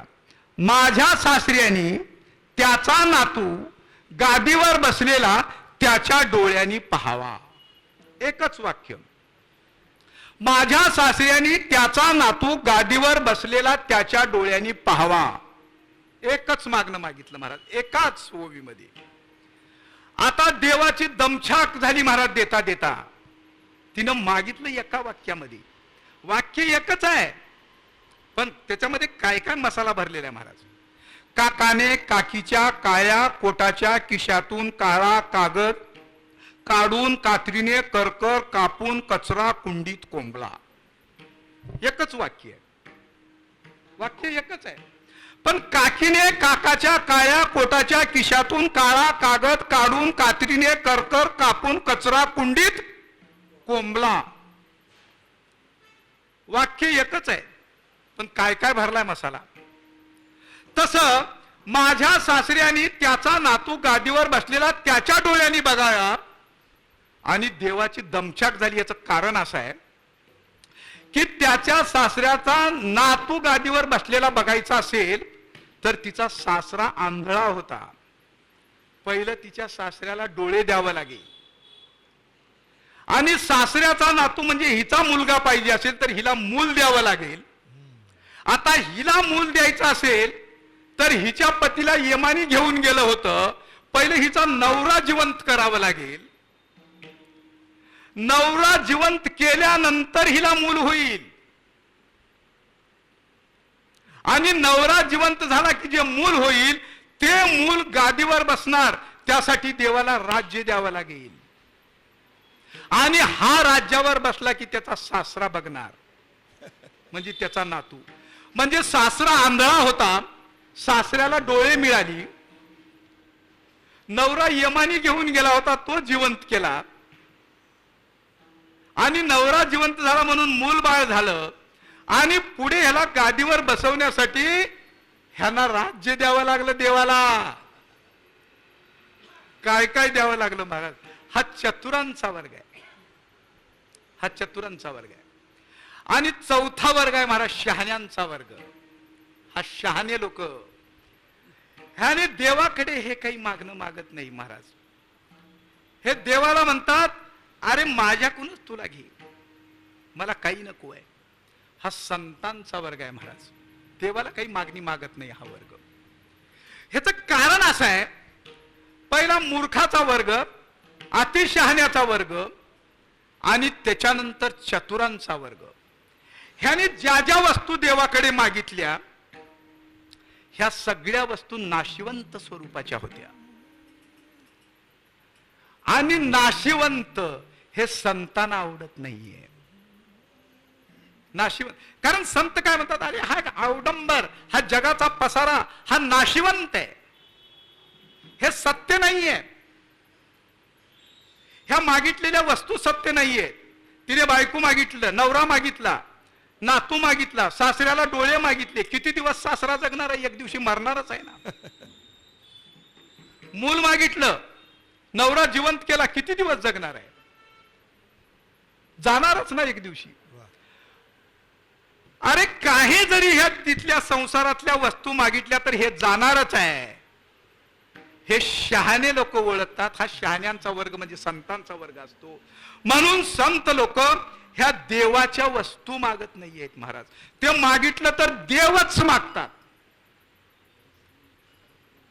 देवच मागतात, देवाच्या वस्तू नाही मागत. हे देवाची वस्तू आहे, मला ते दे, राज्य दे, ते हे दे, सोनं दे, ते दे, हे दे. ह्या देवाचं, कारण ह्या सगळ्या नाशिवत स्वरूपाच्या वस्तू आहेत. ह्याला एक लिमिट आहे, काळमर्यादा आहे. त्याची काळमर्यादा संपली की हे जाणार आहे. आणि हा जगदंबा नाशिवंत पसारा आहे. इथे शाश्वत काय आहे? सच्चितानंद हा शब्द ज्या ठिकाणी कुंठला जातो, सच्चितानंद, सत्य, सच्चितानंद म्हणजे सत्याच्या ठिकाणी चित्त लागलं की तिथं आनंद आहे, बाकी इतर ठिकाणी आनंद नाही आहे महाराज. मग सत्य काय आहे? एक ईश्वर सत्य आहे, बाकी सगळं असत्य आहे महाराज. सत्य तू सत्य तू सत्य तू विठ्ठला, सत्य तू सत्य तू सत्य तू विठ्ठला, सत्य तू सत्य तू सत्य तू विठ्ठला, सत्य तू सत्य तू सत्य तू विठ्ठला. दाविला जगदाकार, दाविला जगदाकार, दाविला जगदाकार. तर असा सत्य फक्त एक विठ्ठल आहे, एक देव शाश्वत आहे महाराज, बाकी काहीही शाश्वत नाहीये. म्हणून मागत असताना फक्त देव मागावा, इतर कुठलीही गोष्ट मागू नये. म्हणजे देव मागावा, देव मागावा, देव मागावा, ह्याचा अर्थ असा आहे की देवाची भक्ती मागावी, देवाचं प्रेम मागावं, देवाबद्दलचा आनंद मागावं. देवाकडे मागत असताना देवाची आठवण मागावी. प्रेम सुख कधी विसर प्रेम सुख देई, प्रेम सुख देई, प्रेम सुख देई, प्रेम सुख देई, प्रेम सुख देई, प्रेम सुख देई, प्रेम विना नाही समाधान, प्रेम विना नाही समाधान, प्रेम विना नाही समाधान,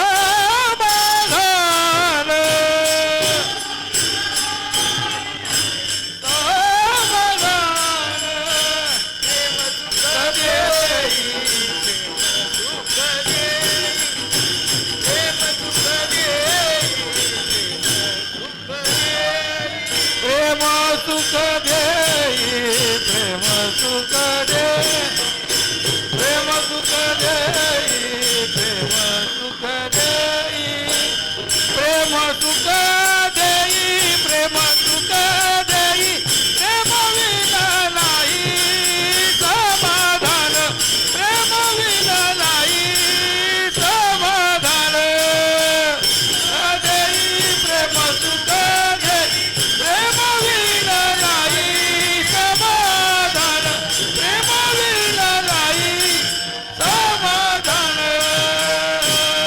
प्रेम सुख देई, प्रेम सुख देई, प्रेमाविन नाही समाधान.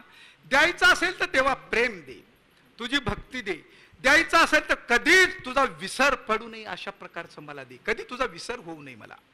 आणि पहिल्या चरणामध्ये देवाला हेच मागणं मागतात की देवा मला तुझा कधी विसर होऊ नये. मला दान द्यायचं असेल तर हे दे की तुझा कधी विसर होऊ नये मला, कधी मला तुझा विसर पडून. कारण विसर पडला की महाराज देवाचं अनुसंधान तुटतं. म्हणून विसर पडू नये, अनुसंधान तुटतं. आणि अनुसंधान तुटलं की सगळं गेलं महाराज. सारखं अनुसंधान पाहिजे, अनुसंधान पाहिजे, अनुसंधान. जसं आपण महाराज एखाद्या आरतीमध्ये तेल ओततो ना, पहिलं संपलं की दुसरं, दुसरं संपलं की तिसरं, ते आरती विजू देत नाही आपण. कसं? त्याचं सारखं अनुसंधान ठेवतो आपण, आरती विजू नये म्हणून. पुन्हा तशी देवाची आठवण जाऊ नये म्हणून पुन्हा देवाची आठवण करणं, पुन्हा देवाची आठवण करणं, पुन्हा देवाची आठवण करणं, याला देवाचं अनुसंधान म्हणतात. आणि देवाचं अनुसंधान असावं. बर, देव म्हणाले, देव म्हणाला तुकाराम महाराज मला मान्य आहे, तुम्ही म्हणता की मला तुझा विसर पडू नये. समजा मी तुमची मागणी मान्य केली, तुम्ही मागितलेलं दान मी मान्य केलं, तर तुम्ही पुढे काय करणार? गुण गायन आवडे गुण गायन आवडे गुण गायन आवडी आवडी गुण गायन आवडी गुण गायन आवडे गुण गायन आवडे गुण गायन आवडे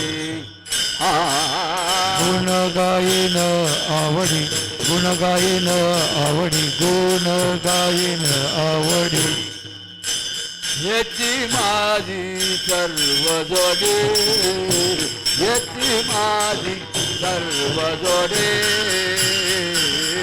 गुण गायन आवडे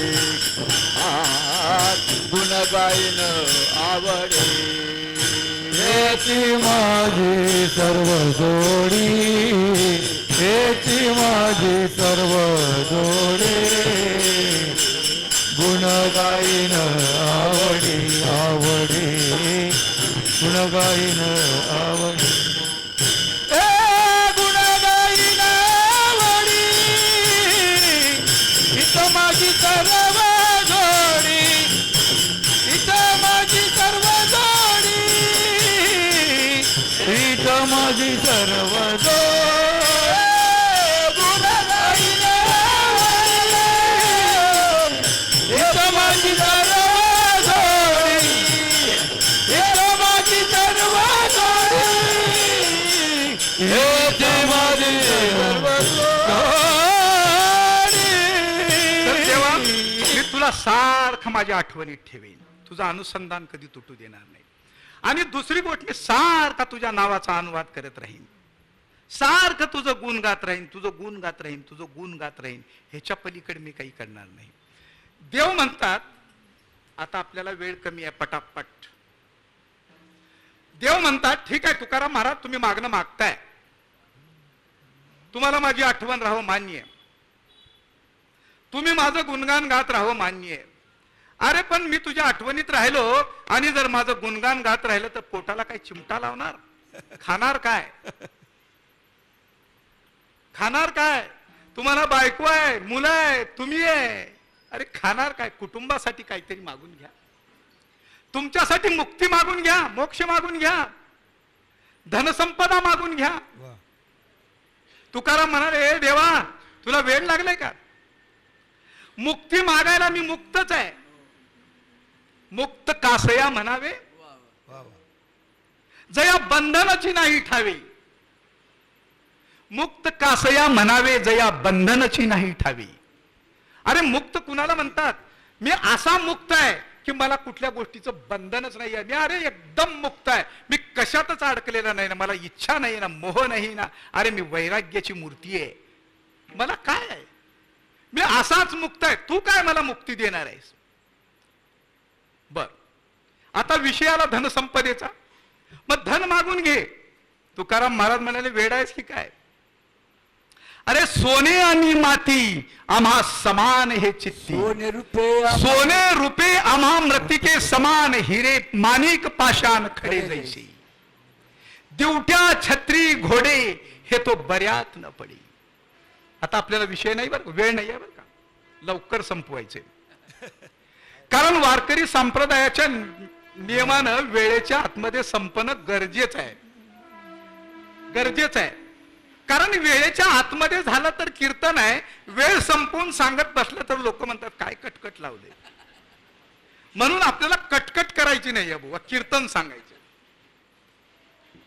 आणि देवाला मागितलं, सण अरे सोनं रूप तर आमच्याकडे काय देवा, अजून सांगू तुला, गोमांसा समान तू का म्हणे आम्हा धन, आम्हाला गरज नाहीये.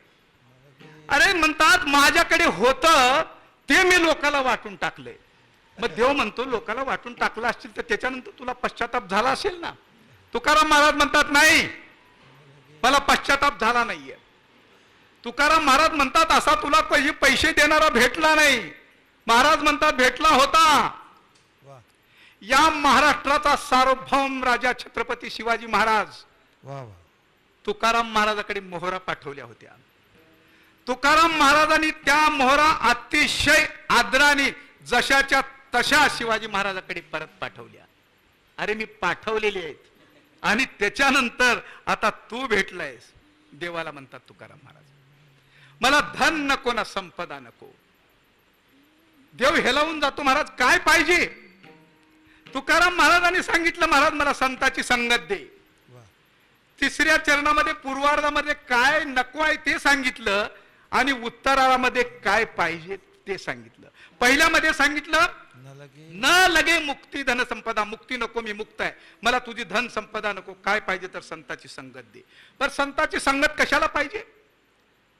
महाराज सांगतात संताच्या संगतीमध्ये विवेक आहे आणि संसारिक माणसाकडे विचार आहे. विचाराने संसार चालतो आणि परमार्थासाठी विवेक लागतो. विवेक लागतो. विवेक म्हणजे विचाराची परिसीमा म्हणजे विवेक.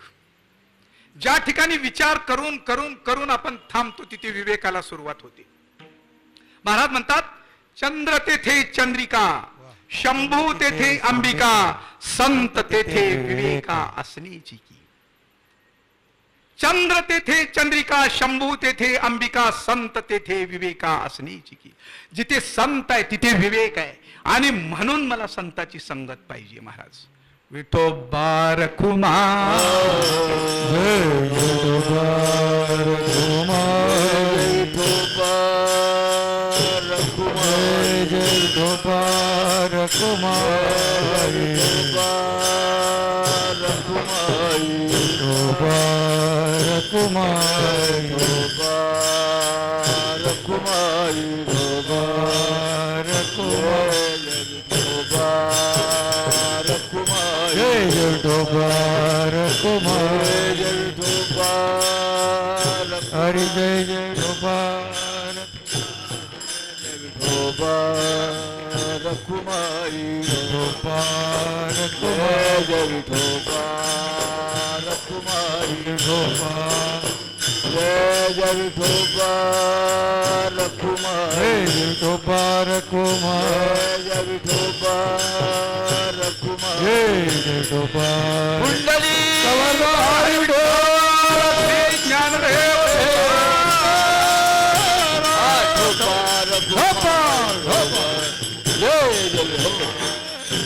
म्हणून मला संताची संगत पाहिजे. कशासाठी पाहिजे? देव म्हणतात तुकाराम महाराज तुम्हाला संताची संगत पाहिजे विवेकासाठी. मान्य. तुकाराम महाराजाला देव म्हणतात तुकाराम महाराज तुम्हाला वेळ लागले की दोन रस्ते आहेत, दोन पर्याय आहेत महाराज, आम्ही तुम्हाला दोन ऑप्शन ठेवलेले आहेत. देव म्हणतात तुकाराम महाराजाला हा एक मार्ग आहे तो मोक्षाचा आणि मुक्तीचा आहे आणि दुसरा मार्ग आहे तो गर्भवासाचा आहे.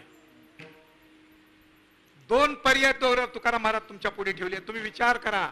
You thought about it. ह्याच्याबद्दल तुम्ही विचार करा. Take this point, underline this sentence. हे वाक्य अंडरलाईन करण्यासारखं आहे. आम्ही तुम्हाला मोक्ष देतोय, मुक्ती देतोय, तुम्ही मुक्ती नाही म्हणता. जर मुक्ती नाही म्हणाला तर तुमच्या पाठीमागे काय गर्भवास आहे. दुसरा पर्याय नाहीये. एक तर इकडे जावा नाही तर इकडे जावा. दोनच रस्ते आहेत. विचार करा. तुम्ही मुक्ती नाकारताय. तर त्यावेळी महाराज सांगतात की मुक्ती नाकारतो मी खूप विचार करून नाकारतोय. देव म्हणतात संताची संगत दे, ठीक आहे. तुम्हाला धनसंपत्ती आवडत नाही, ठीक आहे. अरे पण मोक्ष आणि मुक्ती तरी आवडली पाहिजे. महाराज म्हणतात मला मोक्ष आणि मुक्ती नको. मग हे का नको? अरे मुनी मुक्त झाले भेने गर्भवासा घरी कामारी हे दासी. मोक्षा घरी कामारी हे दासी. मोक्ष माघारी कामारी दासी. मोक्ष माघारी कामारी दासी. होय सांगायची तू का म्हणे. ओय सांगू तू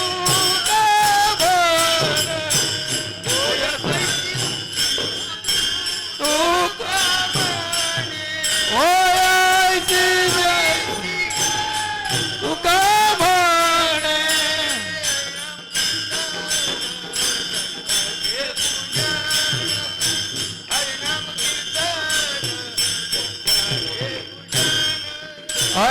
हरिनाम कीर्तन संतांचे पूजन हरिनाम कीर्तन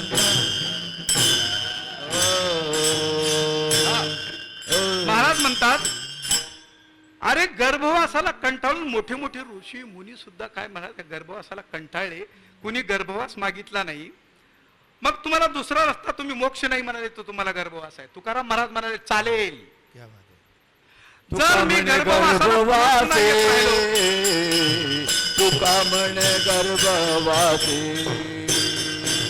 तुका म्हणे गर्भवासे तुका म्हणे गर्भवासे सुख गालावे आमाची सुख गालावे आमाची सुख गालावे आमाची गुण गाईन आवडे गुण गाईन आवडे गुण गाईन आवडे याचे माझे सर्व जोडी. हा तर मला गर्भवास याच्यासाठी दे, कारण मी सगळा भार तुझ्यावर टाकलेला आहे. सगळा भार तुकाराम महाराजांनी देवावर टाकलेला आहे. आणि तुका म्हणे भार घातली यावरी होईल कैवारी नारायण. तुका म्हणे भार घातली यावरी होईल कैवारी नारायण. अरे एकदा देवावर भार घातला की त्याचा वाली कोण होतो? देव होतो. आणि देवा मी तुझ्यावर भार घातलेला आहे, तुझं नामस्मरण जपतोय. जिथे नाम आहे तिथे भक्त आहे, आणि जिथे भक्त आहे तिथे देव आहे. मग तो भक्त कुठेही जाऊ दे, अरे मी गर्भवासात गेलो तरी तू माझ्या बरोबर आहेस. मग तू बरोबर असेल तर मला गर्भवासाची भीती काय? आणि गर्भवासातून जर मी जन्माला आलो तर तुझं नाव घ्यायला मिळेल, तुझी भक्ती करायला मिळेल, यापेक्षा मोठं काय मिळणार आहे? म्हणून तुकाराम महाराज मला गर्भवासाची भीती. अरे आई बरोबर असेल काय, मूल बरोबर, आई बरोबर असेल तर मुलाला भीती वाटते महाराज? काही नाही, काही नाही. मुलगा शाळेत जात नाही, आई म्हणाली मी आहे ना सोबत, चल. अगं नको, ती बाई तसं म्हणते, अरे मी आहे ना, चल. आई आहे म्हणले की मुलगा जायला तयार होतो. का? आई सोबत आहे ना. जसं आई सोबत असल्यावर जसा मुलगा निघतो, मुलाला भीती वाटत नाही, तसा देव सोबत असेल तर तुकाराम महाराज म्हणतात मला काही भीती नाहीये. अशा प्रकारचे फार महान अशा प्रकारचे संतांचे विचार आहेत.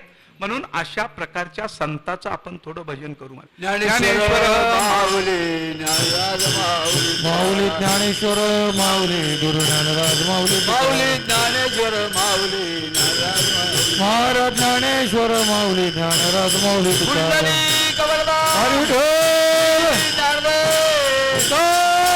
ज्ञानेश्वर माऊली ज्ञानराज माऊली. तुम्ही चाल वगैरे म्हणणार आहे का? नको. तुकाराम चाल म्हणणार आहे का तुम्ही? नाही ना, म्हणणार नको. एक मिनिट, मला एक मिनिट. म्हणून तुकाराम महाराज काय करतात की काही मागत नाहीये, मला गर्भवास द्या म्हणतात.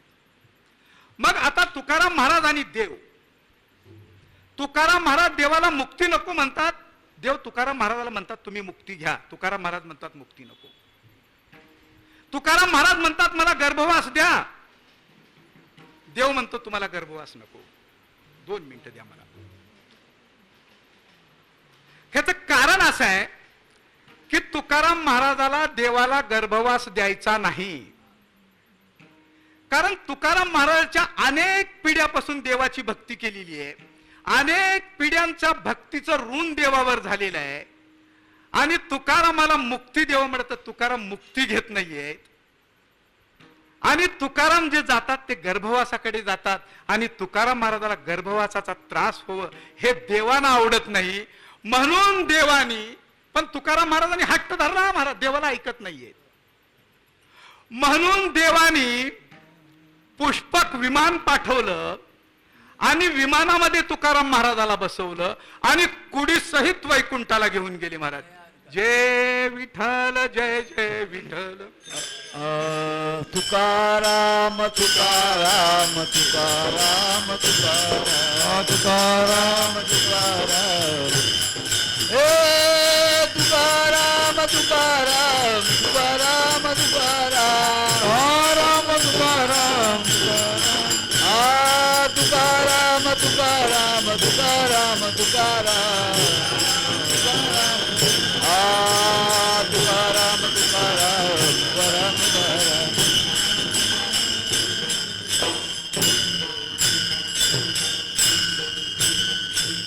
विठ्ठल जय जय विठ्ठल जय जय विठ्ठल जय जय जय जय जय जय विठ्ठल जय जय विठ्ठल कुंडली कवरदा श्री ज्ञानदेव तुकाराम विठ्ठल जय जय विठ्ठल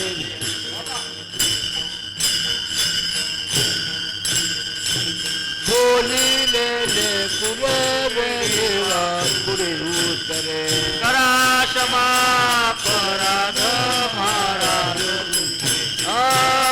नाही विचारिला अधिकार म्या पुरा क्षमा पराध महाराज तुम्ही तुका म्हणे ज्ञानेश्वराला कापाया परिकिंकरा क्षमा पराध ज्ञानदेव तुकाराम ज्ञानदेव तुकाराम